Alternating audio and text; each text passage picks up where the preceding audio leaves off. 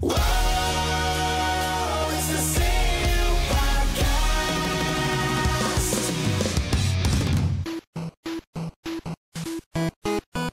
you hungover from that Super Bowl party? No. It's a CU podcast. That was rhetorical. It's a CU podcast for Tuesday, February 5th, 2019, alongside Ian Ferguson. I'm Pat Contry. We have a bevy of nice topics to deliver to you digitally. Digital That sounds delivery. good. That can mean different things, like digits. Yeah. Dr. Mario World announced. We have Anthem's weird purchase chart. Microsoft planning Xbox Live for Switch and mobile, as someone texts me. We have a Scumbag Sub of the Week. And we have Q&A as well. Real quick, before we get started, we're going to be at SoCal Retro Gaming Expo, February 23rd and 24th. You can go to SoCalRetroGamingExpo.com. Use our code CU Podcast, get 10% off tickets. It's a great show. It's the greatest show in California. It's an exciting time with wonderful people. Yes, it is. You have, before getting to the guests, you have a free console area. Great arcade. Bobby's beefed up the arcade offerings in the past year. Oh, nice. Yeah, it's gonna be good. You have a vendor room. Me and Ian will be hanging out. I'll be loading up the car with goodies to sell, and we'll have might be the last of the certain NES guidebook to sell at a convention because I'm running out of copies. Don't rush, but get there earlier. Anyway, and then we have a bunch of guests. We have like Gerard and Alex, our buddies. We're gonna have Billy and Jay, the lovable game chasers. You got you have Norm the gaming historian is gonna be there. Andre Meadows of Black Nerd Comedy fame will be there, and a lot more. That's right. A lot more. There's probably, I think that it's like the most guests they ever had in a year. And yeah, you can get to see us kind of in our backyard, a good 2.5 hours north of us, right here. This will be Ian's third one. Yeah, second. Oh, second. Wow. Last year was my first. It's been my fourth one already. Yeah. They did one summer halfway one. But it's been my third one in February, I believe. So, wow. Yes, SoCalRetroGamingExpo.com there. Speaking of LA, we try to get up to LA for Gerard, the completionist, Gerard Khalil, our buddy, had his 1 million subscriber party on Saturday night. And we attempted to get up there. We really did. I booked my Amtrak ticket. God damn it. Ian drove up with Avani, and it didn't go so well. There was a lot of let's just say a lot of weather issues. Yeah, San Diego is not known for handling rain very well. It's not set up for it, and the rain was coming down pretty hard. And the wind was very was a wind, intense. though. Yeah, the wind was probably worse than anything. And Vani drives a very small Chevy hatchback, and I mean you could feel the wind force on it. Yeah. And at one point, as we're stopping at a light, I hear a thud, and there's just this chunk of palm tree that got blown into the car, and we're like, okay, well, whatever, haha, fine. And then we start driving. You mean it hit the car? Not, yeah, it hit the car. When you first told me, I thought you meant like it went inside the car. No, it hit the car. Okay. And then we continued to drive up, and whatever, it was fine. And then it started to rain harder, and a large branch about 1 inch in diameter and maybe about, I'd say, 2.5 feet long. I just see it come sailing across the fucking freeway, and boom, right into the side of her car. And we're like, all right, you know what? I think that's probably it. That's probably enough. Meanwhile, Yeah. at a train station, my train was booked. It's about a 3-hour train ride, which it's about a 3-hour car ride too, maybe a little more traffic or a little bit less if there's a little less traffic. But you're going to be driving at least 2.5 hours to LA, even with a moderate amount of traffic. So I said I'm going to book a train ride. I was going to hang out with Andre for like 3-4 hours beforehand because I never get to hang out with Andre. He rarely comes down here. I never get to see him. I have no close friends that are local. It's kind of a shame. Anyway, so I booked the train ride. I get up there, 20 minutes early, and then it gets delayed. Oh, delayed a half hour. Okay, that's fine. So I said I grabbed the burrito. Where'd you go? Old Town's right there. One right over there. One that actually I can get quickly, without sitting down. And then I come back, and then they keep delaying it. They have an app, and they keep pushing it back 3 minutes. So they pushed it back 3 minutes. What's the 3 hours divided by 3 minutes there? What is that, 60 times? Yeah. So I was at the train station for over 3 hours. My train was delayed about 3.5 hours. So by this point, I mean, and there's no real cover. Like I went to the bus area. Oh yeah, no. There's a little overhang, but the winds just hit me, and I'm just getting hit. My jeans were soaked. with the rain. Like the wind was probably like 30 miles an hour, 35 miles an hour. It was not a light. Yeah, it was like 30 miles per hour with gusts up to 50. Yeah, and I think the problem with the train was first they said there was an altercation or a trespasser on a train down the line, south of us or something. So that was an issue. But I'm like, that's not a big issue to be delayed 3 hours. So something happened with the line, I think, where they had to clean up the line around Delmar, or there was stuff getting blown on. It's like, you can't have some sort of protector for like prawns from trees and prawns. Palms. Prawns are fucking shrimp. What's I think a prawn is a shrimp. I thought there was something it's a palm prong. Palm frond. Frond. See, frond. I'm a writer anyway. Play some Scrabble. God damn it. I'm not good at Scrabble. I'm good at word search. So after 3 hours, I had turned around, and Ian, since Ian was my ride home, he had turned around. It was a nice waste of an afternoon, but what our heart was in it to go see Gerard. Yeah, at least. I felt bad. I felt really bad, but what I tried, like saying, "Hey, Gerard, here's my receipt." I tried to get there, and Amtrak, thankfully, if you go online, if you try to cancel online, they don't give you your money back. It counts as a no-show, even though I was there for 3.5 hours at this station. But I called up, and the person, no question asked, said, "Okay, we'll give you your money back." So I was like, "Okay, good for you, Amtrak." Otherwise, I'd go on the podcast today and be really annoyed at you. So the Super Bowl came and went, and Ian doesn't watch the Super Bowl because why would he watch the biggest entertainment event in North America? Ah, holy shit! That's Ghost phone. Christ, I gotta remember to unplug that. Yeah, not just take the ringer off. So anyway, holy shit! All right, Ian. What the hell is going on? I don't know. So the Super Bowl happened. The Patriots beat the Los Angeles Rams. Fuck.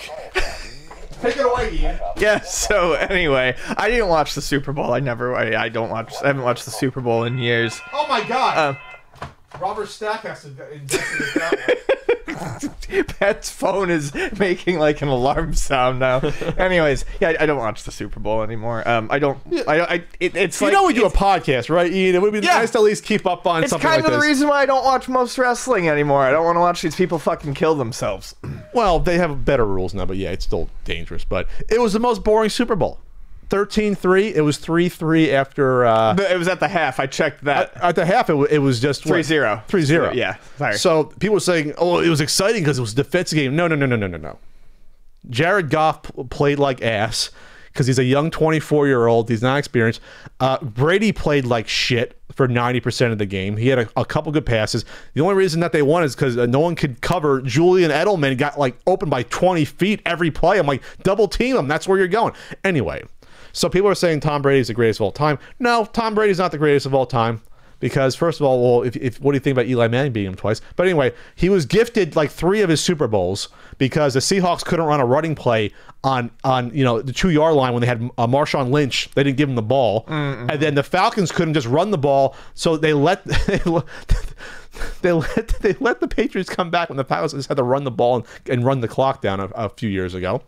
So yeah, Brady's a good quarterback, but he's overhyped. It's really about the brilliance of Belichick. It really is, because he can play, like, the team's been so different the past 18 years, but he just puts different pieces in and makes it work. That's what it is. And yeah, it's right. And the reason why people don't like the Patriots is because they're cheaters.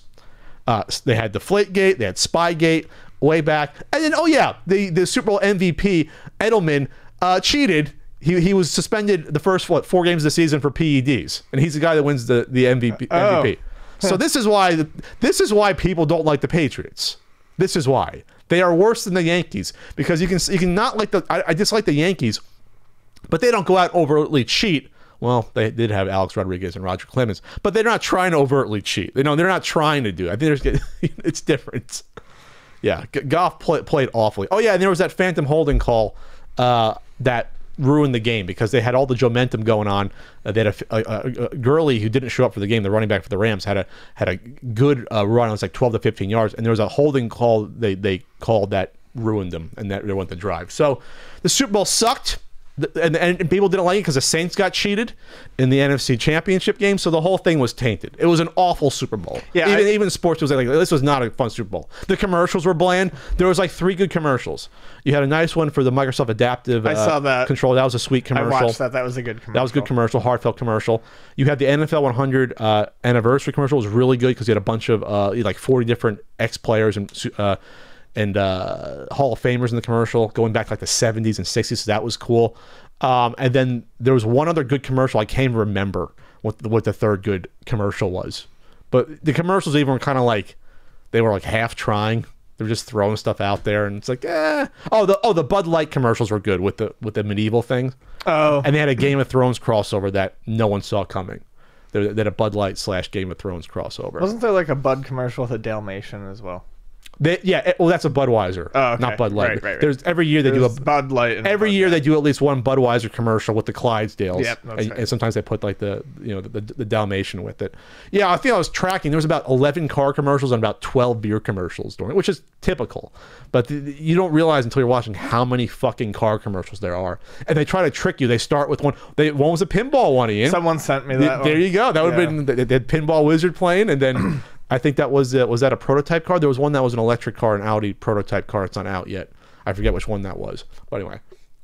No, that was the I think that was the Supra commercial. The e-tron Audi, that's the one that's not out yet. They have the crossover, but the electric one's not coming out for a few years for the sedan, I believe.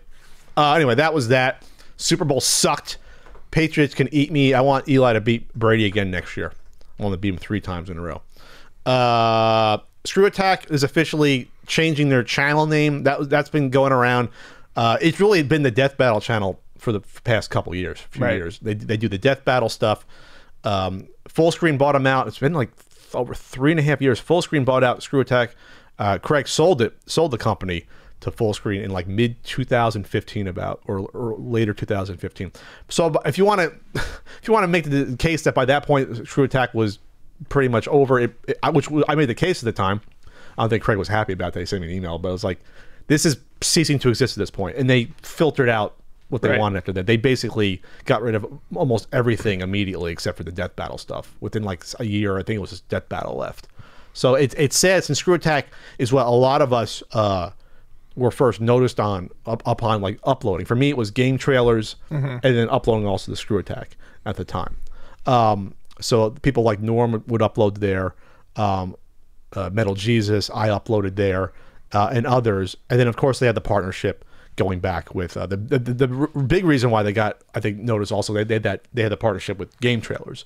And they had all the AVGN videos. They had they had the top 10 videos, and they had the video game vaults, where like the cute little retro, minute, 2-minute little throwback look videos. But this was all formality at this point. So to me, Screw Attack hasn't existed since they sold the Full Screen, basically. So, but now it's official. We're changing the name of the YouTube channel because there's no reason to keep the name going. What's it changing to? Just Death Battle. Oh, just Death Battle. I mean, that's basically all that's existing from Screw Attack from the Full Screen purchase. Gotcha. So it is what it is, but people are giving their memories about the site and how it was important. And I am thankful that Screw Attack did give me my first ever panel back in 2010. Yes, I remember that. 9 years ago. You were barely taught me that. You remember that? Yeah, you showed me the trailer for it and everything. Oh, the trailer. I'm tied up. Little fucking head moving around the map. That's not even on YouTube, that video. I should put that up. Yes. I put a lot of time and effort into that panel for the 11 people who I've attended. That was good. I remember. Yeah. But hey, that's where I got that's where I formed. So you did the first Play the Punk challenge? I did the first Play the Punk challenge there, and that's where I formed friendships. See, this guy thinks I don't know shit about him. I just remember. Well, you don't watch my videos. I just remember the dumb stuff. That's where I formed friendships with Spoonie, James Rolfe, and Pro Jared. I won't say out of those 3, I'm only friends with one of those 3 at this point. But hey, people change and time marches on. Anyway, that's life. It's a little messy sometimes. But anyway, yeah. So it's just a little sad. Apex Legends, real quick, came out with no marketing or pre-hype. Just free to play battle royale game that from the makers of, what is the makers? Respawn is the team. They made Titanfall. I believe this is supposed to be in the Titanfall universe, but it's not. It's definitely not Titanfall 3. The TCU. The TCU. 8 million. They hit million players in 8 hours that signed up for it. And I think it's because they got streamers on board to play it, which is what you have to do in this day and age. Obviously, that's what they did. So yeah, I think from what I read that they shifted their focus from Titanfall 3 to this game, which is probably going to work out in this day and age. For right now, I mean, a big company working with EA, they're going to take the route that makes their numbers look the best, and I think this is probably going to be that. Absolutely. I will play this before Fortnite. Like this is more my style first-person shooter, a little more realistic, not as goofy and cartoony. It looks faster. I mean, they also say here that McCoy also addressed why the game is set in the Titanfall universe like Titans. Well, basically, they were incredibly unbalancing, is what he says. They were being in a mech? Yeah. Yeah, they were just power fantasies, blah, blah, blah, stomp around, squish guys. Well, of course. Just because it's cool in Titanfall doesn't mean that the element fits here. We tried a bunch of versions. Problem was, once you get the balance and they're not destroying the integrity of the game, they're no fun. You don't get the power fantasy. So that's why there is no mechs, although it does seem weird to me that you would put it in the Titanfall universe instead of just elsewhere. Well, that's what it's known for. They can build off of, depending on when they ever do, if they ever do Titanfall 3, I mean, why would you if this is a success as Fortnite? You know, we'll just ignore our past franchises like Epic Games has. But there's no reason to do it. They can just add to the lore, and maybe they do a version of the game at some point where they have the mechs. You know what I mean? Where it's a mechs fighting. There's this free to play model. This is to me not a Pandora's box, but this could be the future more so than we want to admit. Yes, especially at least for these multiplayer games like this, where there's no reason to charge money up front for people. You lure them in like a free hit a crack. And then, all right, we'll just ding you for $1 here, $2 there, and before you know it, everyone will spend $500 over 3 years on your game. Right. I mean, that's basically what's happening. Mm-hmm. Death by 1,000 cuts. That's what these free-to-play games are. Oh, this is their biggest project to date. 115 devs compared to 85 on Titanfall 2. Yeah. They plan to support the game for at least a year. Oh, how generous. At least a year. Well, if no one plays it, you got to drop it. Yeah, I know. But if it's like Fortnite, let's put it this way. Anything that knocks Fortnite off the pedestal a little bit is fine by me. Let's divide this up a little bit. Sure. Speaking of Fortnite, in the NFL 100th anniversary, it was next year's 100th season, Ninja shows up as a waiter real quick, because the only reason you can see him because he bends over and he has like the red color hair. He says something to one of the NFL players who looks at him. There's no reason to put Ninja in the NFL commercial. Only very few people are going to be like huge Fortnite players or Ninja players and start watching the NFL because they realize Ninja is a part of the commercial. It was bizarre to see that. They threw him in there. Oh, kids like Fortnite. We'll put him in the NFL commercial. I cannot think of something more disparate than that's so weird. Fortnite versus the NFL. I just can't. I can't think of any possible cross. Oh, they did. Then again, they did do that thing with the uniforms. They okay, uniforms. I'm an idiot. I forgot about the uniforms thing. I worked. Still, it's just weird. It's still weird. Hold on. Why is this? Christ. We're getting phantom unsolved mystery calls going on. I am never this in demand at 11 in the morning. Wow. Unless Ian's a gigolo on the side. He's getting calls for anchovy pizza deliveries. Wow. That's a Loverboy reference. Remember the movie Loverboy? Wow. Yeah. Where'd I pull that one out of? They used to show that in WPIX a lot. So I guess we'll be off and run. Oh, we got to talk about this letter that I got sent. Oh, you got a letter? I got a fan letter. What's in this fan letter? Let's find out. This could be a little. This could be a semi-serious conversation, but whatever. It could be. Also, there will probably be some swearing in the upcoming segment. Oh Jesus! So don't end my career. Ian, where's the letter? I've got it up right now. How do you have up and I don't? Is that the wind? Holy shit! That's the wind. I was like, what is that? I was like, wow. It's coming down again. It's been raining a ton the past 5 days. It rains a lot in San Diego in January and February, but this is a lot going on. Sounds like we have a fan on. That's what I thought. I was like, did my other computer turn on? Yeah. No, it didn't. I cannot find the letter in question. You have it sent. It's in your sent box. I just had it open. And it says just one fan that doesn't matter. Oh, okay. There it is. Okay, I won't say who it's from. So I was sent this letter from someone that Ian actually got a Twitter message from too. But here's the letter I got. Mr. Contry. No one calls me that.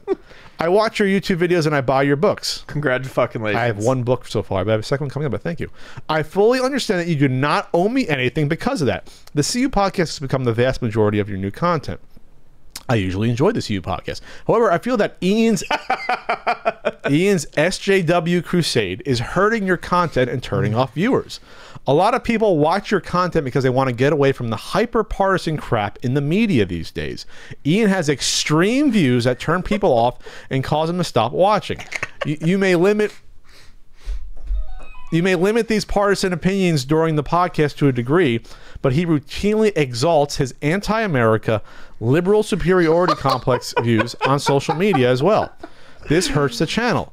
Today, one of your videos started with Ian praising a fundraiser for transgender children.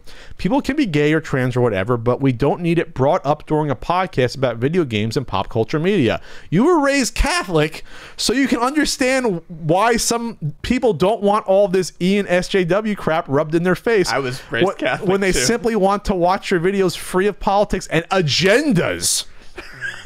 Picking sides on controversial issues is bad for business, and I know that you are a businessman. I'm a big fan. Respectfully, the person. Okay. I don't know where to start here. No, it's like there's just too many angles. First of all, the event for the transgendered fundraiser was a gaming event. First of all, Yes. It was a huge gaming event that raised hundreds of thousands of dollars. So it's not like we would have just went our way to bring that up if it had nothing to do with gaming. It was in the purview of the podcast to begin with. I don't know why you brought up my Catholic upbringing for. Because Catholics almost never bring up my Catholic upbringing. Yeah, did he write that down in a little notebook somewhere? Oh, I'm going to save this for later. That to me is just bizarre to bring that up. That has nothing to do with anything. I think saying Ian's on an SJW crusade, that's almost like he's almost trolling because that's like so cliche at this point. It is. It's very cliche. And also, crusades, I'm not waging a holy war. Not exactly. But, I mean, if you're a Catholic, that's not exactly something you want to be referencing, are the crusades. Yeah, well... Very true, Ian. I guess you want to, it happened 900 years ago. Let's, I'm just forgive saying, us. This person's not thinking real. But clearly. Okay, so Ian, he calls Ian anti-America. I think that's what bothered me the most, is saying it's anti-American to have viewpoints that you disagree with. That's what bothers me the most when I hear this stuff.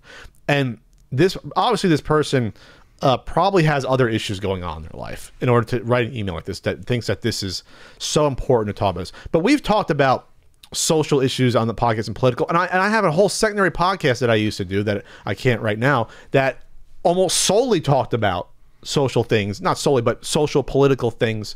And some people disagreed and some people liked it. And I talked about healthcare, and I talked about politics here and there and Trump here and there. It's not been devoid. This podcast has not been devoid of that, because that's not the type of podcast we want to do. We don't want to be totally devoid of it. We don't lean into it, but we're not going to avoid it. We're going to take care. We're going to mention it. And this is one of the things that drives me nuts, because people throw this. This has been thrown at us before. People can be gay or trans or whatever. I mean, they can. That's right. So fucking deal with it. But we don't need it brought up during a podcast about video games and pop culture media. Who the fuck says that that's what our podcast is? Our podcast is defined the way we would like it to be defined. Yeah, I mean, we talk about pop culture and games, but we also talk about other things as well. We've talked about things that have nothing to do with that. And while you may not like that, that's our prerogative to do that. We will talk about what we want. And obviously, I'll put it this way. If Ian and I cared about potentially hurting the feelings of certain viewers, we would have avoided topics entirely in the past. Oh, yeah. Us talking about, especially with the fucking toxic YouTube audience, this doesn't go towards the audience we have on social media or the audio. By and large, the audio followers. Social, like Twitter followers, are really. It's really the toxic YouTube and at least the commenters. We know what topics are going to piss people off. We know that if we really should avoid talking about PewDiePie whenever he does his 8th racist thing. or says is like, we know that we're going to get a ton of downvotes. We're going to have people sent after us. Explaining why racism isn't racism. when Ian talked about how shitty the DCEU and stuff was and how he hates Zack Snyder, we know we were going to get hate from DC fanboys and people calling us Marvel shills, which is so quaint now looking back that happened. Yeah, I know. Because if that was the worst of it, I would have been fine. We know that. But I set my tone early on. Yes. We know that topics that could be, let's just say, more nuanced than, all corporations are terrible, will get people to call us corporate shills. And we know that when we call out entitlement of a fucking entertainment medium, we know that people will potentially come after us. Yep. We know all this. We don't care because this is an honest podcast.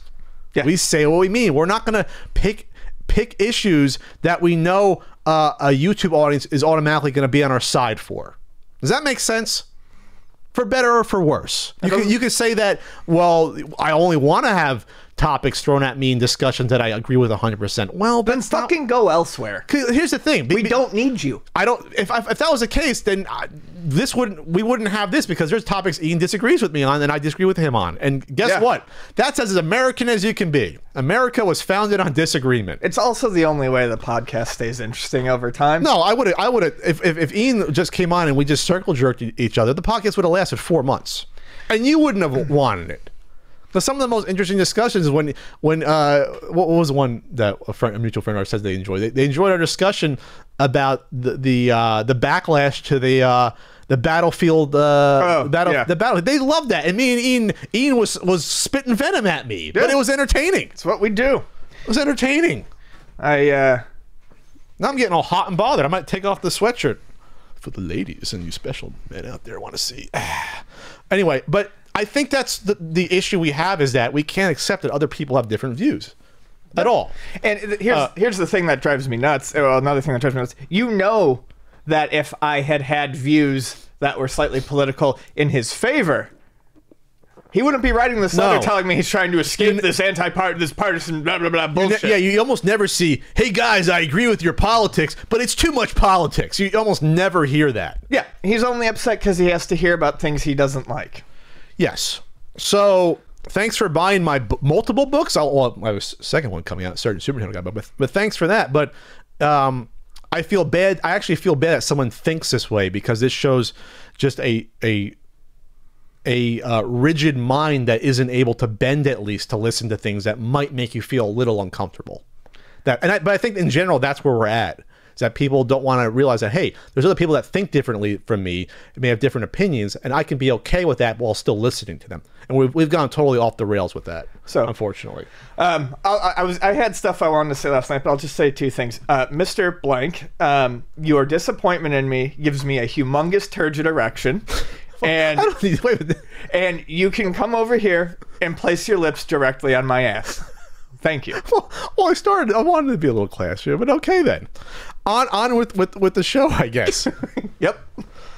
Ian, we had big gaming news come out about Microsoft playing Xbox Live for Nintendo Switch and mobile devices. Yeah, I think this is going to be pretty cool. So they're going to work it into iOS, Android, Switch, and it's going to let you connect to basically your universal Xbox Live account. So I guess I could probably... It means you'll log into a game, potentially even on Switch, where you get access your achievements. Right. You can access your trophies, I guess, and whatever else, your friends list, I guess. So it'll be useful for games that will allow cross-play, which is great. But also... Which is already happening with some games. Yeah, with some games. This will make it easier. It's neat in the way that it also seems that it will be adding trophy support, most likely, to games. It says it's going to be, but I'm assuming it'll just be games that are multi-platform. Sure. But still, that's nice. As much as trophies don't mean anything to some people, or achievements, I'm sorry, in this instance, don't mean something to some people really enjoy them. And while I was never a huge fan of chasing them, I do find myself kind of missing occasionally seeing, the little weird goals to achieve and stuff. So that'll be interesting as well. So let's see, according to this article, you can already sign into your Xbox Live profile on Nintendo Switch and mobile platforms within certain Microsoft games like Minecraft, which makes sense. So this is going to be integration that'll tie non-Microsoft games in as well. According to this, for example, if you're playing Warframe on Nintendo Switch, you could earn Xbox achievements, or if you're playing Fortnite on mobile, you could browse your Xbox friend list to find people to play with. So this is really big news. Yeah, it's huge. And it's Microsoft basically, at this point, they're realizing that it's better to fight with friends than it is without them in terms of the console war. Sony isn't doing any of this. As a matter of fact, Sony is being incredibly pig-headed about it. So by crossplay is something as consoles get more expensive and people are using PC, it's something that people want. They feel less secluded off. It's less of its own ecosystem. So Microsoft is taking those steps with Nintendo, mobile, and PC to keep, even if you don't have the same system, you can still play with your friends, which really is a big deal. It gets the ecosystem out there, even if they're not. I mean, they're still making money off of a Microsoft game. Obviously, it's obviously part of that, but it's a lot of goodwill with Nintendo. This is almost like a power play. Yeah, leaving Sony out in the cold. Right. But we saw this coming because, like I said, Sony was stringent. They didn't want to, wasn't even at first, they were even against, they were against even originally the Minecraft, I think, crossplay at first. Fortnite. Was it Fortnite? Yeah, Fortnite was the big one. Oh, that was a big one. And then Rocket League, were they the last ones? I think it was like Rocket League, Minecraft, and Fortnite are the three big ones. Crossplay ones. But Sony was the first, was like, yeah. Yeah. It's like, why not? Microsoft has conceded. Well, they were founded a software company, but they conceded that they're a software company with this generation when you can buy a game and play it on Windows 10.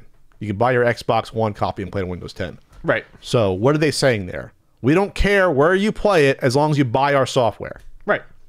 Which is fine. That's perfect because that's where we're headed anyway. That's good. So what is this and what isn't this? This is not saying you're going to log onto your Switch and have Xbox Arcade there, Live Arcade, and download games. Of course not. That doesn't mean, it doesn't mean you're going to be playing Halo tomorrow on your Switch. No. Now, what it does, though, is open this up to, in the future, who knows, way down the line. Yeah. Who knows? I mean, anything that's multi-platinum, we could conceivably see cross-play on. And this is basically the groundwork that'll make multi-platform? Multi-platform, we would see multiplayer. We could... Okay, I thought you said multi-platinum. No. You did say multi-platinum. I probably did. I've got multi-platinum. But this is Nintendo being like, this could be a workaround in the future for AAA games that maybe publishers wouldn't want to get on board with us, but now we have the Microsoft option to get a future Halo game. And like I said, cloud gaming isn't far away. That could be in this generation. Well, and now that companies know that it would be possible for people on the Switch to play with the people on the Xbox, it may open up, like you said, more interest in porting certain AAA games over to the Switch. Also, it makes no sense to me with Sony because they don't do the crossplay because they were, in the lead. They didn't feel they needed to do it, but really you're stifling sales.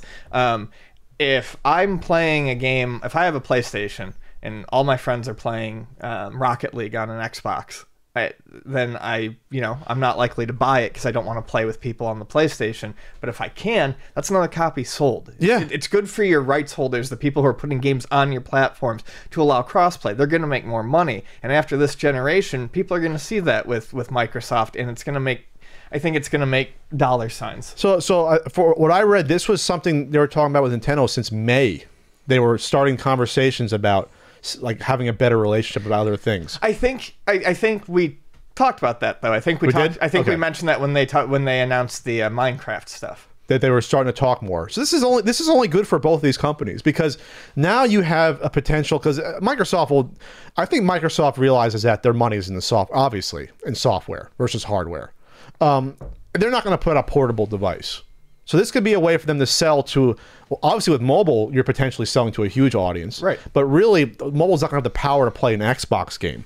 But the Switch might, though, especially when you put in the cloud stuff. So this opens up software sales to Nintendo's handheld audience. This is an extremely smart move. I don't see any negatives that you can have from this at all. At all.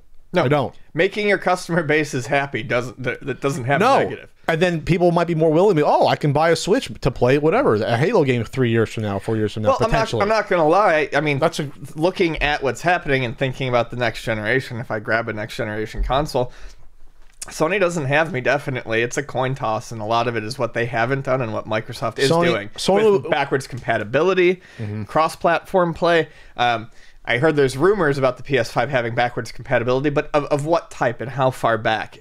With whatever the next Xbox is, it's not unreasonable to think that it would be the next one, Xbox One, Xbox 360, and original Xbox, because the Xbox One already has 360 and Xbox One backwards compatibility into it. The architecture of the system just allows for that more readily, I think. So Sony will be clinging to their first-party titles, and that's basically it for whatever the PS5 is going to be. Like, that's basically it. That's the final frontier. That's going to be it. They're like clinging to a piece of wood in the sea, while Nintendo and Microsoft potentially have this awesome relationship that blossoms. So what this doesn't also mean is you're not going to see Zelda on Xbox One. That's not what this means. I saw some people saying that. Oh, this means Nintendo's going to no. That's never happening. And ever. And I highly doubt that means we'll ever see Halo on the Switch. But like I said, just for those multi-platform games that are released, naturally, those are going to be able to be connected. But this opens it up, though. Well, it could. It does. This is. I think this is Microsoft, in a way, saying, yeah, the consoles don't really matter anymore. Right. If you want an Xbox, great, thanks, but maybe in the future we're going to see those games going everywhere. Thanks. Buy the Xbox, but guess what? Our margin on the console isn't that great, most likely. Rather you buy all our software. We don't care where you fucking play it. Right. On PC, which is how it's been for a few years now, on the PC or potentially on some sort of, like I said, this is exciting. So this is huge news. Cannot be overstated on this. All right. So Ian, Anthem, which I remember seeing this teaser for this came out like a couple years ago. This has been developed for like 4 or 5 years. No, the teaser was a year ago this past E3. That's it? Yeah. Oh, it seems like it's been longer than that. Okay. So Anthem is out. I don't really know, or it's coming out. I don't know much about Anthem. Okay. It looks like Destiny. You have like bases that you go out into the world, and you have these armored suits, I think called javelins. You're basically like Iron Man suits, and you fly around. It's in third person. Okay. You have teams, and you come across other enemies and monsters and stuff, and I think you get diamonds or something. I don't know. Anyway, I don't know. But it looked cool. It looks cool. It looks colorful and fun. Just not necessarily something that I'm going to go out of my way to pay attention to. It's like semi-open world. Right. I think like you share with your partners the open world. I don't know if it's procedurally generated. I don't know that much about it, but at least when you're with your teammates and you're in like one world with certain people. Okay, so it sounds like it's probably similar to Destiny's structure. Okay.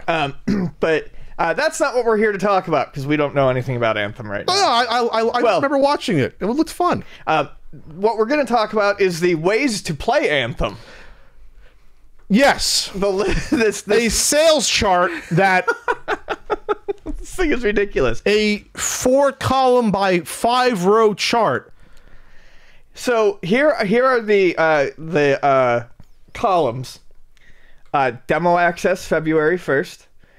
Early access full game on February 15th.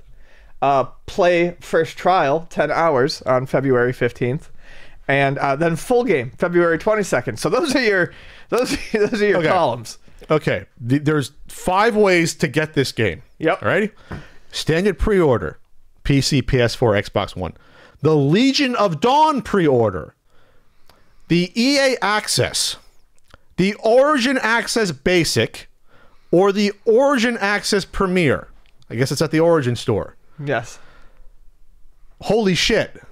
And then... So, for instance, but there's all different details for these different ways. So the ways you can buy it make the rows, and the dates make the columns, and then you get a bunch of check marks. And by the way, just in case you were curious, none of them have all the check marks, but that makes sense. So, like, if you have the standard pre-order for PC, PS4, and Xbox One, you can play the demo on February 1st, and you'll be able to play the full game on February 22nd. Yeah, you can, every one of these 5 ways to purchase, you get the demo. But then you get only early access to the full game on February 15th if you get the Origin Access Premiere. All right? The first trial, play first trial, 10 hours, is if you get the EA Access and the Origin Access Basic, which to me just seemed like, I guess, just a subscription service. Then the full game, you get it with obviously the pre-order, the Legion of Dawn pre-order, and then the Origin Access Premiere, which I guess is the super subscription. So there's like 3 ways to get the full game, but they're also including 2 weird back-asswards ways that you can play the demo on the February 1st and then the first trial on February 15th. This isn't necessary. No. Why was this necessary? I think they want to just... I think what's so bad about this is that there's 3 different subscription ways to get at this with the EA Access, Origin Access Basic, Origin Access Premiere. The chart doesn't help. It's almost as if this chart's not going to help anyone make a decision. No. It just be like, oh my God, I just want the game. Just give me the game. Yeah. Just give me the game. I also feel like it's like a bunch of like, I don't know, kind of fake pumping everything up. Like no one cares that. Why does the game need this many ways to release? It doesn't. I don't know. Pay extra and you can play it, what, 5 days early? 7 days early? You can play it a week early if you pay extra. It's... I don't know. When did the pay extra for early access, when did that begin? How many years back? I want to say like 2 or 3. I can't remember the first game to do it, but I know like NBA 2K had one of those pre-order it and play it 3 days early. And it's like, well, then the release date's not the release date. The release date is the earliest you can get it. You're just punishing everyone else. Oh my God. So they want to make this another Destiny. They want to make this, I think, like something that goes for like 5-10 years. Like yes, you make this where we're going to drop, different DLC every year or so, keep you involved. But this isn't a good way to start it off. No. This is nuts. And it seems like people have enjoyed the demo from what I've read, more or less. It looks cool. But have an Iron Man suit, fly around and kill dragons or something. I don't know. Let us pre-order the fucking game and then. So play then, it when it according comes to this, though, there's even there's really bad prices for the in-game cosmetics. Javelin armor skins revealed in the image cost roughly $20. Oh my God! For a game that we're already paying full price for. This caused an uproar on Reddit and social media, but Zombie BioWare clarified that prices aren't final and are subject to change. Holy shit. By saying that, but not coming out and just saying that, no, this is wrong. It's like $5. Yeah, no, by $3. saying that prices are subject to change means quiet down. They're going to be the same way. Quiet down. We'll start at $16.99. Yeah. My God. Okay, if you pre-ordered Standard or Legion of Dawn, you play the game on February 22nd. If you have Origin Access Basic on PC or Xbox One, you get a 10-hour trial on February 15th. If you have Origin Access Premiere on PC, you get to play the game on February 15th. That's this article's attempt at making it easier. It's actually a little bit easier. Yeah. Those who play on PlayStation 4 won't have to bother and just have one release date on February 22nd. So if you have PS4, you don't have to worry about it. Wow.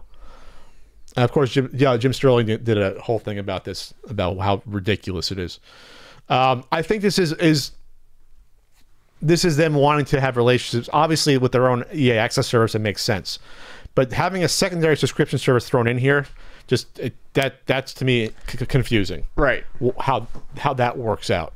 I don't know anything about the Origin Access service. I'll look it up right now. I'm going to guess that EA Access on Xbox One is more or less the same as Origin Access on the PC, because Origin is Electronic Arts' store. Origin Access is $5 a month for basic or $30 for a full year, and it then gives you a discount, one game discount of 10%. So it's just another subscription service. We're turning into just mindless subscribers of Hulu and Netflix and Disney and the Warner Brothers streaming and the CBS one if you want to watch Star Trek and Twilight Zone and all this stuff. And we're gonna wish we had cable. Yeah.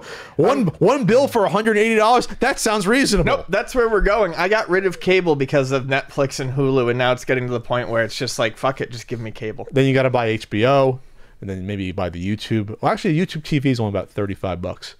So that's reasonable. But yeah, but we're not going to save any money. We're going to have more choices, but we're not saving money in the long run. Right. Oh well, it's capitalism. That was a fun couple of years. Flex Pro Meals is a meal delivery company that sends healthy pre-made meals to your doorstep. Their goal isn't to give you salad, No. but epic recipes, entrees you may have grown up on that they make healthier versions of. Eating healthy is a lifestyle change, not a 2-week gimmick. Ian, what are some of the nice meals that have Flex Pro Meals that you enjoy, that you indulge in? Been enjoying the backyard barbecue. Oh, that's good. That's a good chunk of pork. There was a beer brat chili. Ooh, I don't think I've had that one yet. I got that one last week. That was extremely good. That was very, very tasty. They had the keto meals too, where it's just all tons of protein and fat and no carbs at all. If you want to try that, they have one called the Heart Attack Bowl, where it's just tons of like meat and sausage and bits and pork, and that's all there is. And bits. Yeah. So it depends upon what your lifestyle is. So they have a weight loss fat trimmer plan for $8.50 a meal. And their lean muscle larger portion plan, that's one I have, at $11 a meal. They have smoked brisket mac, game day chili is really good, breakfast burritos is good. They have Rancho's Huevos Rancheros. Huevos Rancheros is really good. Chicken Alfredo's delicious. Yeah, that's a good one. That's a really good one. That's a sleeper and more. I even like the steak and potatoes one. And they have like chicken with sweet potatoes if you want to go a little healthier. They have everything. Right now, they even have an app that you can track your meals and your calories and stuff too. Right now, you can get 20% off your first order using code CU Podcast when you visit flexpromeals.com. That's 20% off your first order with code CU Podcast. And now I am hungry, so get going. We're proud to be working with NordVPN. That's what I use to keep myself safe online. And now you can too. If you care about your privacy and the security of your info, NordVPN is giving you 66% off a 2-year plan when you go to nordvpn.com/CU Podcast or use code CU Podcast at checkout. Ian, what's a VPN? I'll tell you what a VPN is, Patrick. It's a virtual private network, and today, having a VPN is more critical than ever. Why? If you're doing anything online, your information and browsing habits are out there for anyone to get a hold of. When you use NordVPN, you have access to over 4,000 super speedy servers in 62 countries. Zoom, and those connections secure your information using military-grade encryption. That means your information and what you do online is nearly impossible to track. So they have an app for your phone. They have the software for PC, Mac, Android devices, iOS devices. One account lets you protect up to 6 devices. This is good for when you're traveling, when you're getting Wi-Fi at a coffee house, or Ian likes going to his little Asian delis every once in a while. Yes, indeed. And going there and getting his desserts. Is it what do they call it? The Asian delis? Anyway, bakeries. Yes. Anyway, you can even try hopping on servers, different parts of the world, for maybe to stream things on websites, maybe that you wouldn't have access to. And you can even maybe try to book flights. I hear that it's a possibility. You pretend you're in Europe and maybe get a better deal. I'm not saying it's guaranteed. I'm just saying maybe. Again, to get that special offer, 66% off a 2-year plan. Go to nordvpn.com/CU Podcast or use code CU Podcast and get going with your secure web browsing. All right, Dr. Mario World has been announced. I'm not sure how much we're going to get out of this one. A mobile game we've had Miitomo, we've had Fire Emblem, Miitomo, Fire Emblem, Super Mario Run, and then there's the Pocket Animal Crossing Pocket Camp, and then there is there's another action RPG one that they did that I can't remember the name of. And they just pushed back the Dragalia Lost. That's in Japan? I believe that one's here too. Okay, and they pushed back Mario Kart to later in the summer. That was supposed to come out. They announced a mobile partnership with Line Corporation and a new game for smart devices. A very official, literally a press release. Official. Here we go. Context of the partnership. So this is going to be Dr. Mario World. Now, this is not a Dr. Mario game necessarily. It's going to be an all-new game, according to the press release, using Dr. Mario. It's going to be targeting an early 2019 global release, including Japan and the United States. Yeah, what they're saying is it may very well... It'll be a puzzle game, but it may not play the same way that you remember. Probably not. I can't imagine a Dr. Mario game playing well on a mobile device. It'd be too quick and flip too much and move too much. But maybe it's a thing where they just like most of these games are almost not lacking skill, but these puzzle games are like, place it near the other colors and they all disappear, which in theory is what Dr. Mario is, but much more complex. They're going to, I think, simplify this to such a degree that it probably will be Dr. Mario in in almost name only, and of course Dr. Mario himself. So I'm not name only. I'm an idiot. But anyway, free to download with optional in-app purchases. Okay. So they're getting away from what they did with Super Mario Run when they realized that no one wanted to pay $10. Even though I did, I paid $10 for Super Mario Run. I liked it. Speaking of the completionist, I 100% completed that. I'm very proud of myself. Got all the black coins. You know how hard it is to get some of those black coins? It's tough in that. So the company Line, you mentioned the phone to me. They're a big company. So Line is like I guess it's like a, how to put it, it's like a messaging service that's huge in Japan, like text messaging, and it had like stickers and stuff before I believe like Apple text messages and things like that did. So it was basically its own little messaging ecosystem, and as far as I know, it's still quite popular, but it certainly was. According to the press release, there's 165 million monthly active users in Japan, Taiwan, Thailand, and Indonesia. Okay. So they're just going to market to them and maybe incorporate some of the social media aspects of that app, and you have a ton of people that can play Dr. Mario World. Yeah. So this is a no-brainer. And that's why I'm so happy that Nintendo realizes that we can make money on mobile devices. When they first said they never wanted to do that, which is like, why wouldn't you want to? Because you're not making the same type of games for mobile. You're not. No. They're different types. Super Mario Run would never come out on Switch. It's too simple. But for a smartphone, it's fun. When people were concerned about, Nintendo going to mobile, I think that was also during the years where we were seeing like Capcom throw like Street Fighter and Mega Man. Oh, they were awful. No, we were the first to say those were terrible. Right. But playing them at Comic-Con. Yeah. Even 1942, terrible. So I think, I think that's actually what people were looking for at that point, or they were afraid of. They were thinking that we were going to get... We were going to literally get Zelda on a phone. No, they've shown that they've found a way to basically make the games that fit the mobile market. They're not morons. They know what's going to work. Yeah. Miitomo was a weird experiment, but whatever. People were using it at first. I haven't logged into Miitomo since like a week after it came out. Oh, I don't know that. I think after constantly asking if I like bread, I think I was done with it. Right. It's like, do you like bread? I guess. Sure, I love bread. Nintendo, who are you selling this information to about my love of bread? I don't know.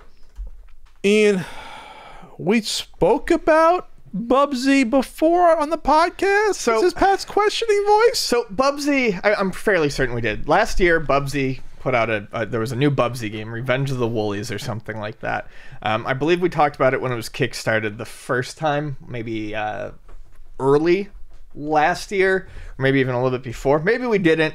Maybe we decided Bubsy wasn't worth fucking talking about. That lovable Bobcat, that C-lister mascot. But apparently love their ironic games. So, From Accolade. Yes, from Accolade. The name you can trust. So now the Bubsy game is out, the first one, and now there's a second one coming out. The second one is coming out in April, and it's called Bubsy Paws on Fire. Spicy Extras. So the Spicy Extras is the Kickstarter campaign we're looking at. So basically, Paws on Fire is going to be the game that comes out, I believe it's April. But they're running a Kickstarter, not for the game, but so they can make DLC. For the game that's not out yet. They're already planning on it via Kickstarter. So they're running a Kickstarter to make DLC for the game that's not out yet. So where is Paws on Fire coming out on? I don't know. It's going to be on Switch. They announced that. It's coming to Switch. I'm assuming it's going to be on other places as well. Steam. Okay. Steam and Switch. I have PS4. Do I see Xbox? Do I see Xbox going once? Going once. I don't see Xbox on here so far. Okay, so they kickstart the original game. So the original game, I believe, was kickstarted, released. Now they're releasing. Well, not released yet, but they're going to release the original one.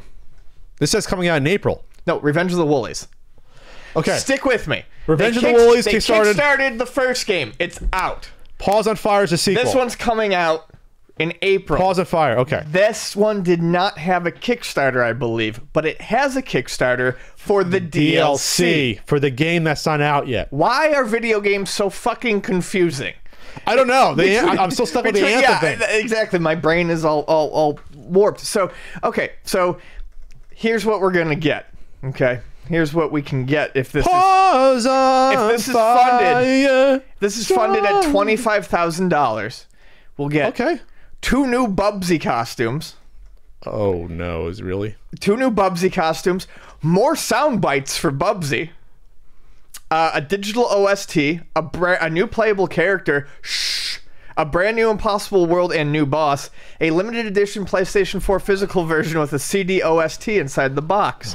So, okay, this would be neat if it was just, hey, we can raise this and give you extra content. But keep in mind, they're raising money for DLC. It even says here, underneath that content that I listed off, asterisk, this content may be sold as premium DLC in the future.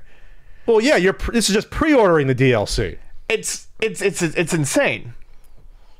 Is this a first? I don't. Yeah, a Kickstarter for DLC I don't know. for a game that's not out yet? It might be. I mean, I've never heard this in my life. I mean, it's absolutely mind blowing. But you're getting the money for the DLC to then charge for it. Well, no, if you pre-order it, you're going to get it.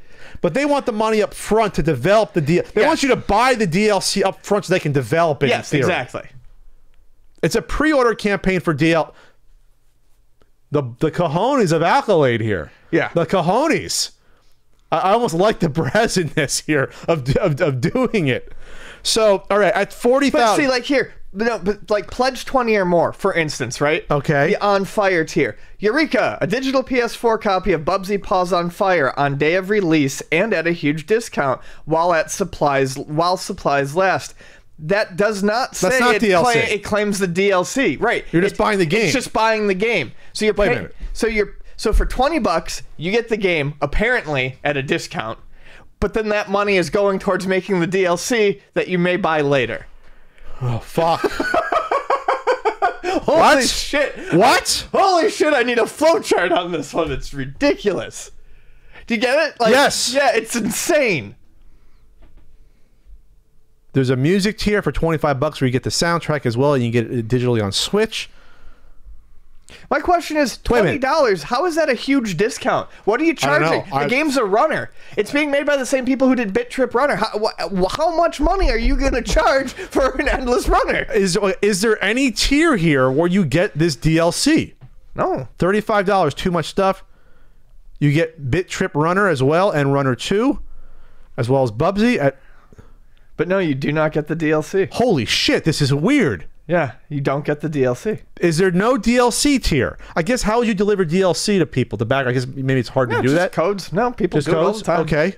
All right. Okay, I'm trying to. No, there's no reason. It's just insane. Even the $100 tier,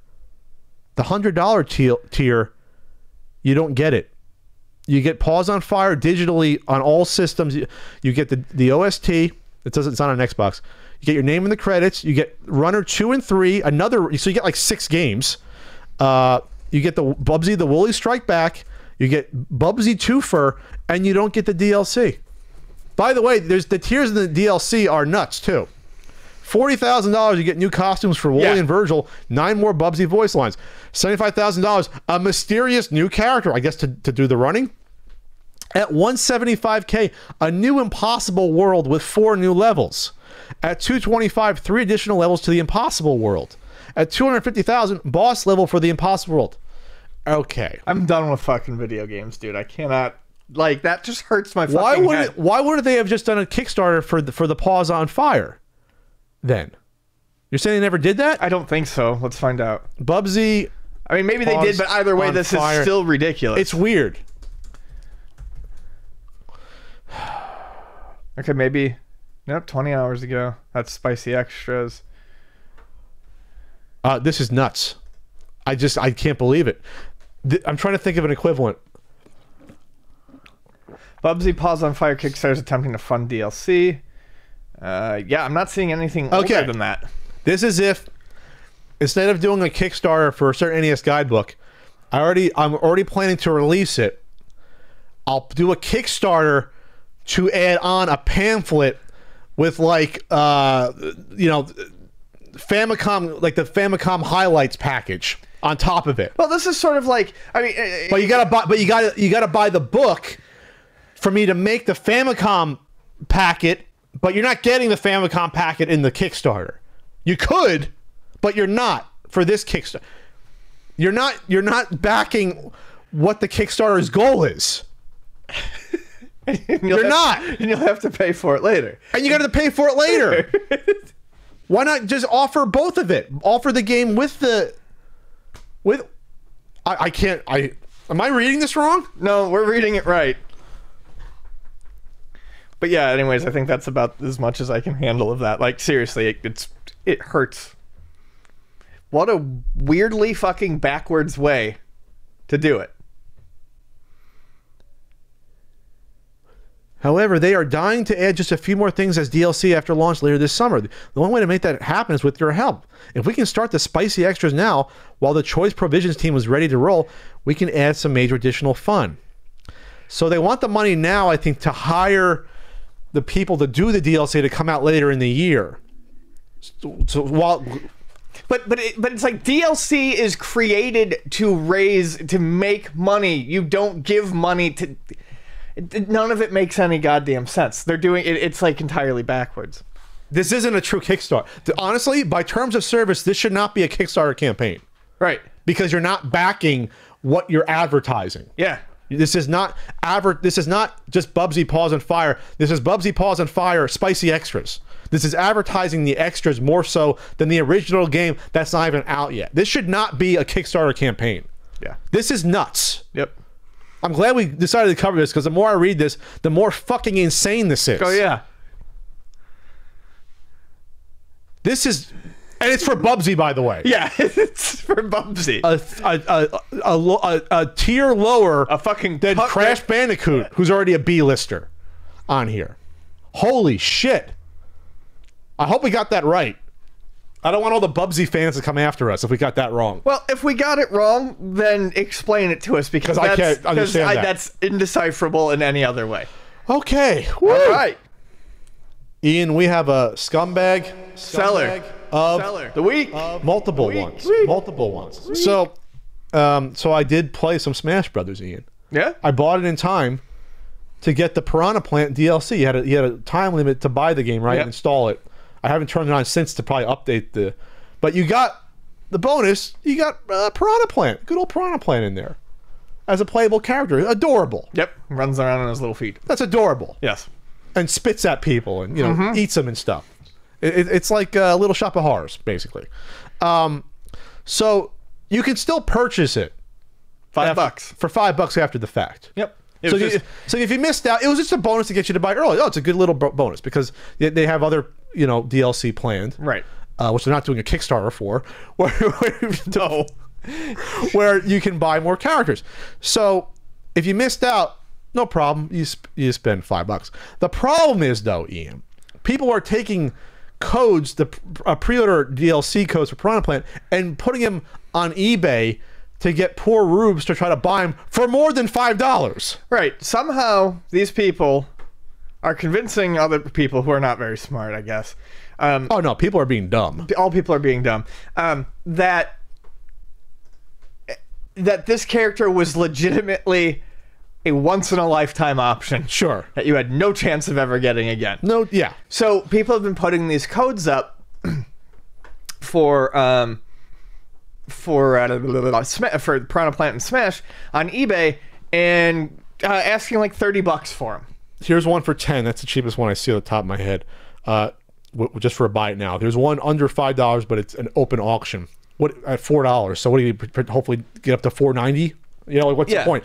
$11.50 with 3 bids and still going with a day left. $27 or best offer. $8 or best offer.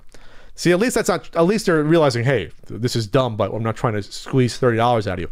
But if you hit on sold listings on eBay, there's some poor suckers. All right, you bought it for $6. You didn't know any better. Someone bought it for $15 with free local pickup. What are they going to give them an actual Piranha Plant? $4 with $2 shipping on it. Okay. Sure. $13.50 with 10 bids. You got into a bidding war with something that cost you $5. $15. Pay extra. Someone paid $25. Someone paid $20. Someone paid $28. Someone paid $25. These are stupid people. Dare I say it, dumb Smash Brothers fans that didn't know any better, that went in here and said, I'm going to spend money on something that if I just Googled it, I'd be able to figure out it was $5. This is a weird scumbag seller because, well, the sellers are obviously incredibly scummy and awful people. They're doing something legal. Just fucking do some research. Are they doing something legal? Are you allowed to resell DLC? I have no idea. Codes, but yeah. Do research on this. Yeah, this isn't something like I'm buying a RetroPie with ROMs loading up because, like, okay, you're providing a service and I'm too lazy to do something illegal myself at least, but I can at least do it. This is just something that you're just lazy. You don't want to buy in the eShop. And I mean, I know some crazy collectors, but this isn't even like a card. There's no like card on. It's not on a card. It's just a code that was sent to you. How is it? Just a code that's sent to you when you registered your game. Sure. Then you'll put it into the eShop. You'll type it in. Yeah. Right? So how is this one selling out in New Jersey? $2 shipped. No game, just code. So how are you shipping it? You're gonna type it out and put it in an envelope? I mean, should there be repercussions? Is there repercussions for that? Can you charge shipping on something you're not shipping? Expedited shipping. So I'm guessing you can just ship in a little vanilla envelope for 50 cents is now the cheapest letter. Fucking print it out and fold it? I mean, because literally it doesn't come on anything physical. No. It never came. This code is not on anything physical. You can't go into GameStop and buy a card with the Piranha Plant on it, can you? No. I mean, you could. I mean, you might be able to for points, but no. You can buy there's no points. way to physically buy this. Let's see. What Nintendo Life said. We can only assume that these sellers believe the character was exclusive to that time frame and are hoping to cash in on that early purchase. It seems completely bizarre to try and sell a digital product for more than its official and much safer option readily available via Nintendo's own store. Yeah, there's no guarantee the code you're going to get is going to work as well. Right. No guarantee. And then we have this. This is the first comment, though. If it was on an actual card with a code like those eShop cards, I'd buy one. For $30?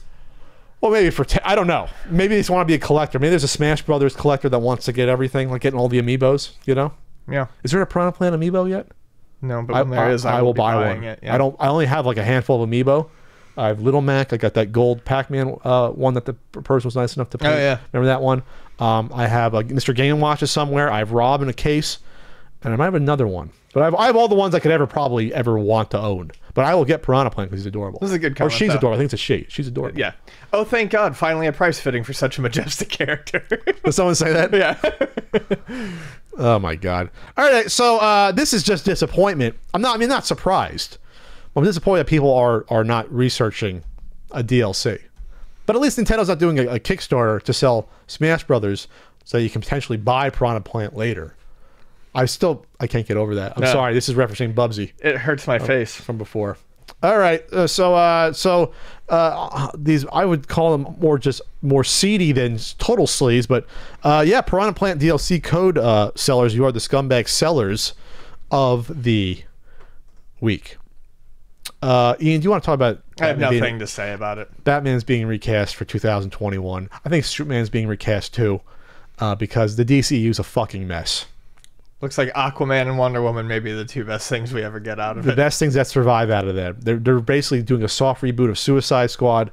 The only thing that's good about that is there's a fucking Joaquin Phoenix Joker movie coming out that has nothing to do with the rest of these movies. Just a disaster. Fuck, what's his name? James Gunn is doing the Suicide Squad movie. Though, yes, so it could be interesting. It's some sort of Suicide Squad reboot. All right, that's it. I don't have the heart to talk about this, but the DCU, fuck. It's probably ended up worse than what we thought. They couldn't even take a... Yeah, it did. They couldn't keep a cohesive universe for even like 6 years. It did end up worse than I didn't think they'd be recasting Batman after 2.5 movies, because he was in Suicide Squad. And they recast Superman after... 3 movies. They got 3 movies out of Superman as well. Or 2.5, because he shows up, spoilers, like 2/3 through Justice League. What a fucking mess. I'm sorry. Moving on. I don't want people say our Disney checks in the mail, but Jesus Christ. Meanwhile, you have a... Anyway, sorry. That's fine. Ian, let's do our weekly game store employee rundown. Tell me about a nice story that happened this week, Ian. I think I talked about this one a while back. This is really just a comment, but I've now... there's this character. I now call him the Milkman. The Milkman cometh. The Milkman. And...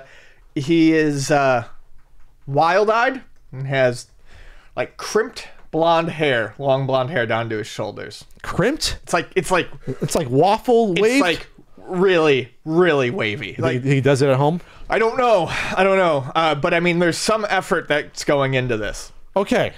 So he is clean a little bit. Nah, no. Okay. No, I don't know how his hair does this. It's the most unique hair I've seen in a long time. I don't know how my hair does it either. But it's long and it's very wavy. And he walks around the neighborhood. I don't know if he's homeless or just there. And him and his buddy once came in and bought a 360. After, and he was like, does the sync button work on this 360? It's like, yes, the sync button works on the 360. For the controllers. Yeah. He's like, can you show me that the sync button works on the 360? And I'm like, okay. So I hook it up and I press the sync button. And he's like, okay. All right. Are they known to break? No. And I go, and I'm like, we're getting there.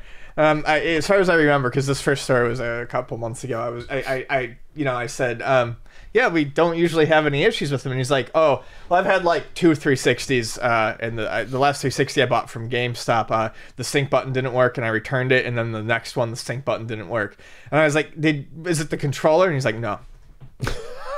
Not even think it could be the controller. Okay, I'm like, well, here it is. It works. So I sell it to him and his friend. And they come back later that night, and they go to grab a game, and the one guy goes, yeah, that 360 is working great, thanks, his friend. Okay. Right? And I'm like, okay. So then they buy like a $5 game. For the 360. For the 360. Okay. And then they leave. Next morning, they come back, and the dude with the blonde hair comes back with the 360, and he goes, yeah, I need to return this. I'm like, why? And he's like, it doesn't work. I'm like, what doesn't work? He's like, the sync button doesn't work on this one. And I'm like, and I look at him and I go, but it was working last night. And he goes, no, what? And I said, you came in with your friend and you grabbed a game, and your friend goes, it's working great, thanks. That's literally what I said to him. And he goes, no, we didn't even get the TV until this morning. They didn't get the TV until this morning. Right, okay. the TV until this morning. So he goes out and buys a used 360 without having a TV. So he buys a used 360. No TV. Without having a TV. Okay. But it works fine that night. Because his other 360s, the sync button didn't work. We had no TV. But he had no TV, and he made it sound like he was buying these recently. So I just look at him, and he's like, his face is doing this weird, like, Twitch thing while he's looking at me, and I'm like, oh, I can't do this anymore. Like, just can't. I'm like, you know what? Here's your money back. We're done. Like, he gave the system. It was the same system. It was the same system. Same serial number. But there was no way that the rest of this transaction was going to go well. So did you give him credit or cash? I just gave him the fucking cash back. Oh wow! I was just like, be gone. Like, I really just did not want to deal with it at all. I'm just like, here's your cash back. Good day. Because I could have showed him that the sync button worked. I could have showed him that, and it wouldn't have mattered. I mean, just in that small little period of time talking to him, I realized that nothing I said would matter to him, because he's not. I mean, I don't know what's going on in his life. Did you realize he can't afford a used 360? Maybe. What is that? How much is a used 360? I think they're like $50 now. I was gonna say 50 $40. Anyways, so whatever.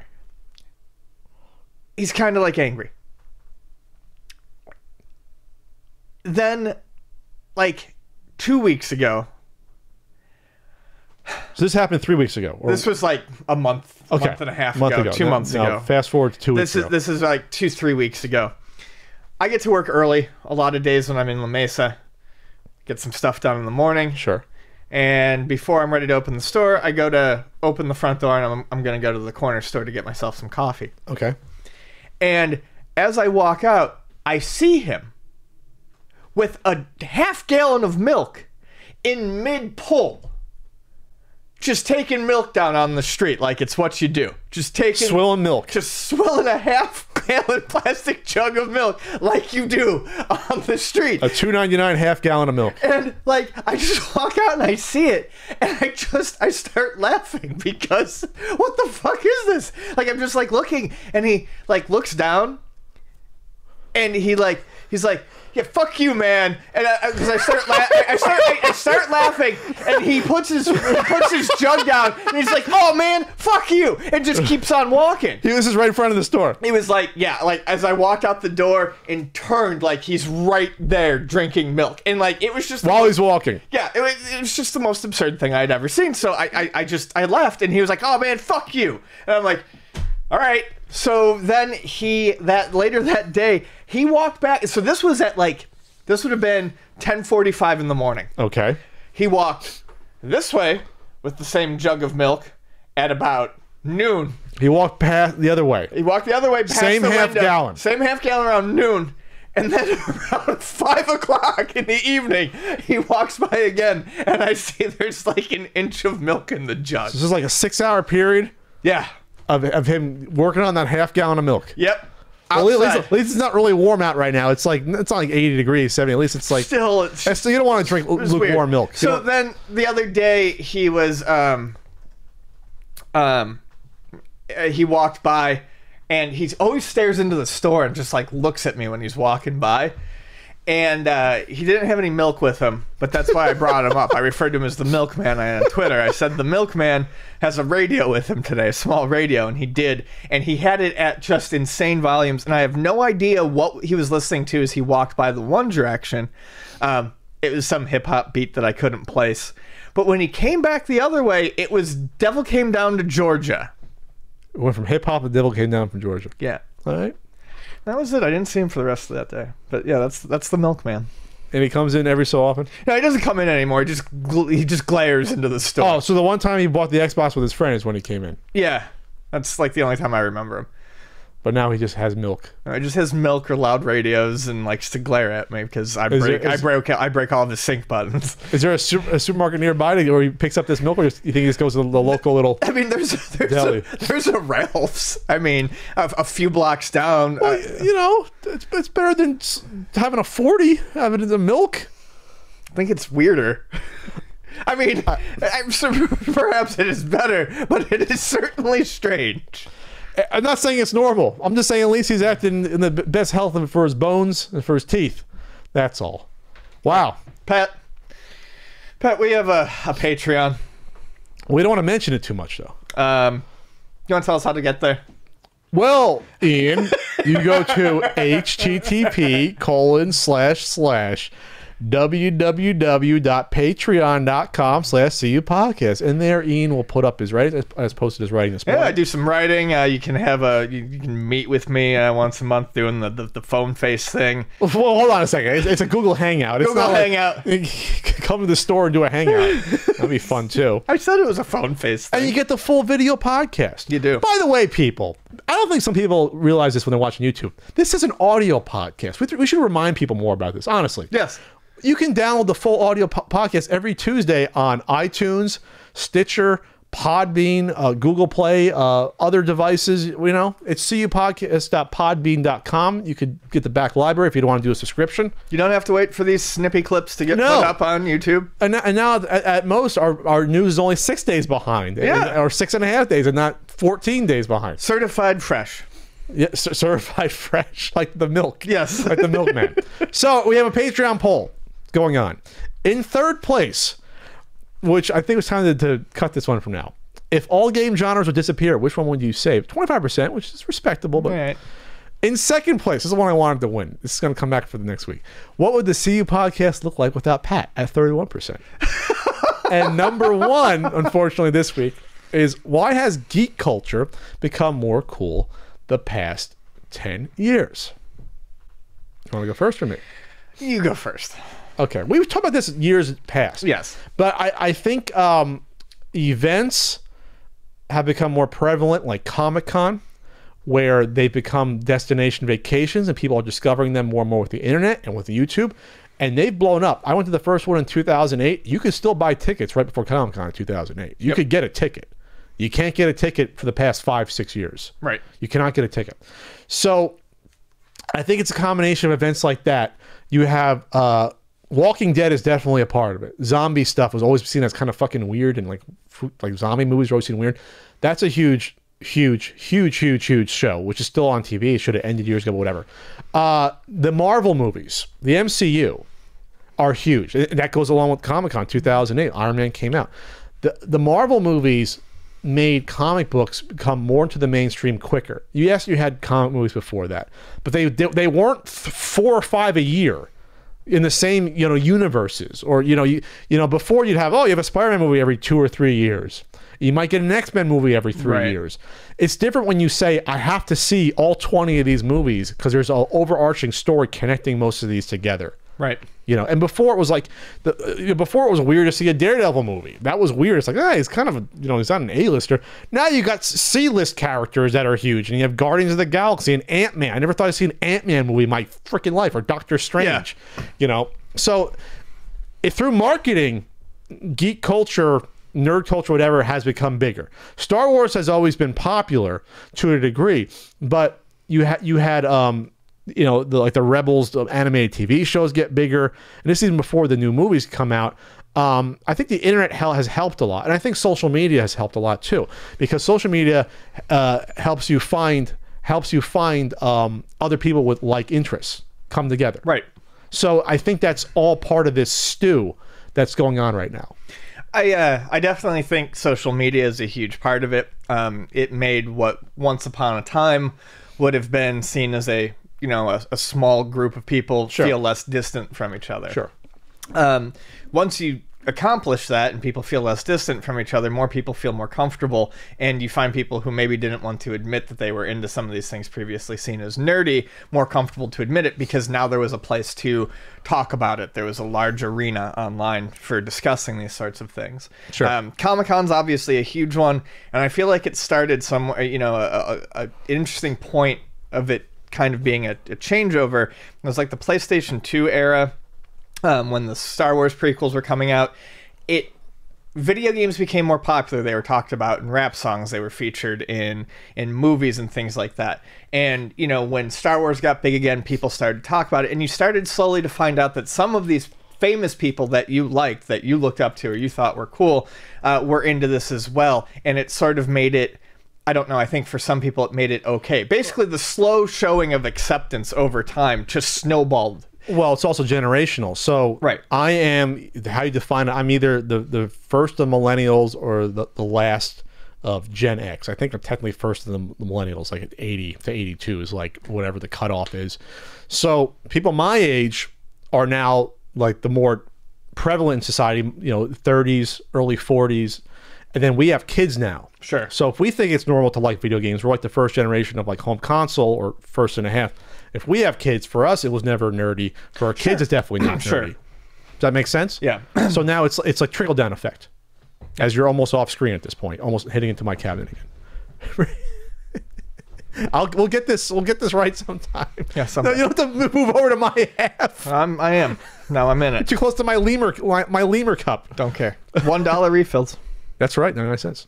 Yeah, I think that's all part of it. I think it's the internet's helped, social media's helped, and now it's almost like, the first generation was always seen as weird to get into this stuff, but we're now like the second and third generations when it comes to this stuff. Like gaming hasn't been seen as, I guess, and you could say in the 80s it was gaming, or early 90s, some people thought gaming was weird, but that's also like the middle-aged people that are like, oh, gaming that's for kids. I mean, going up through middle school and even in part of high school, games were still considered pretty nerdy, but like I said, that definitely that was definitely changed. And also, like, computers were seen as nerdy. Yes. Then computers got widespread in the mid to late 90s, and now you can't imagine living without a computer, or computers are our phones, basically. So yeah, it's just it's the changing the times. Same thing with like music. Music becomes like, I never thought that every commercial you watch has hip hop music in it. Like 20 years ago, that would have been like insane. Right. Like now it's like, oh, hip hop is everyone's into it now. It's accepted. Yeah, that's just your partisan opinion. My partisan opinion. It's about your partisan opinion. Well, you seem very anti-America. Anti-American. All right, we have a Q&A on the CU podcast. This is from coming back with a bullet. That ass is my boss. Good to see you there, buddy. Do you think the video game industry will ever adopt the Hollywood formula of remaking classics more than once? Example, 2018's A Star is Born was the 4th iteration of that film. Do you think we'll ever see a 4th Resident Evil 2? Yeah, I think we're already at that point, and in some ways it's fine. In some ways it's not so good.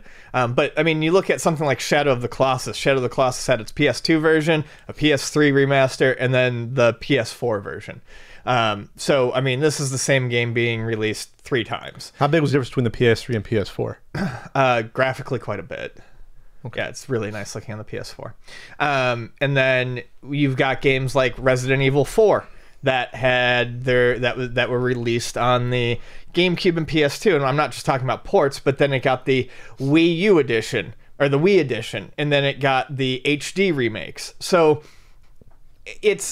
I know some of it's just further porting, but in terms of actually making the game again, we've already started to see talk about an entire remake though. Like Resident Evil 2 is an entire remake. Resident Evil 2 is an entire remake. Resident Evil 1's an entire remake. Shadow of the Colossus on the PS4 is an entire remake. Even from the 3? Okay. Yeah, if I'm remembering correctly.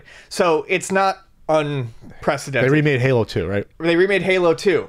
They remade all 3 Crash Bandicoots. So I think we're already there. But how often will this happen? Will this be every generation? Will it be every 10 years? Will it be every 5 years? Every console generation? Well, with certain games, I mean, it seems like it's... I mean, for Shadow of the Colossus, it's been every generation. You can get it on all 3 of the PlayStations that it was on. But I think as time goes on, we will see this become more regular. There's something to preservation and making sure you have the original games around. But a really good game is more or less timeless, and I think I don't think we need it every generation or even every 2. But it makes sense to me that we're going to see classics updated and brought into modern times. Sure. It's like how books like Alice in Wonderland have multiple versions. Sure. Multiple like televised versions, multiple movie versions. You're going to see... It's not really that weird to see good source material reiterated. Sure, it's just not every 5 years. It's usually every 15, 20. Like I said, Star was Born. The first one was like, what, the 30s? Sure. So I'm not saying that the current pace makes sense. No, the current pace is nuts. But will we ever see a 4th Resident Evil 2? I don't know, maybe. Or maybe they'll just move on every generation and be like Resident Evil 4 remade, you know. And we need Resident Evil 3 remade first. Resident Evil 4 is still great. Yeah, it's a good Love game. that game. Yep. See, I played a modern game this century. Oh my god. The century. Yeah. I did. LA Noire I played. Beat that one, remember? Yep. What was the first Star was Born? Now I'm curious. I think they changed the name a few times on that one. Yeah, I think it just comes down to what the people, I guess, what they demand, you know? Yeah. I think it's going to be something where it's going to be like every 15, 20 years. I think it's going to hit on the nostalgia. It's going to be like the Final Fantasy VII thing. Yeah. It's going to be like, well, now you're in your 30s. When you played it when you were like 13, 14, now you're in your 30s or early 40s. We're going to go hit you with that nostalgia going back. You know what I mean? Like now would be a time for if they ever redid a proper, well, they redid GoldenEye, but not a proper one. Now would be the time to do it. Yeah. Not 12 years afterwards. You do it 20 years afterwards or 25 years afterwards and you hit. I didn't play that remake of GoldenEye. I don't know if it got good reviews. Well, it was different maps, so it probably wasn't. It wasn't a remake. It was just like we're gonna slap the name only. They slapped the name on it. Sure. Slappers only on that. Yeah. Okay. So, all right. There you go. This was a See Ya podcast, I guess. That was it. That was a See Ya podcast. And go home and fucking eat something. So flexpromeals.com/See Ya podcast. Flex Pro Meals. I got a Kickstarter coming up. I keep forgetting I could get that off the ground. That's going to be a fun one. And we'll be at Soul Calibration Gaming Expo, February 23rd, 24th. We'll announce the 9th annual NES Marathon probably next week. It's going to be early March. We're fortunately got to keep pushing back, but we got a semi-firm date. Semi-firm. That's and purple. No. Anyway, anything else going on? You gonna watch the Super Bowl next year, Ian? No. You want to take a cupcake home? Yeah. Well, you can't because you didn't come to the Super Bowl. Oh! I'll give you one. Boo. All right, so for Ian Ferguson, I'm Pat Contry. We'll see you next week. Bye bye.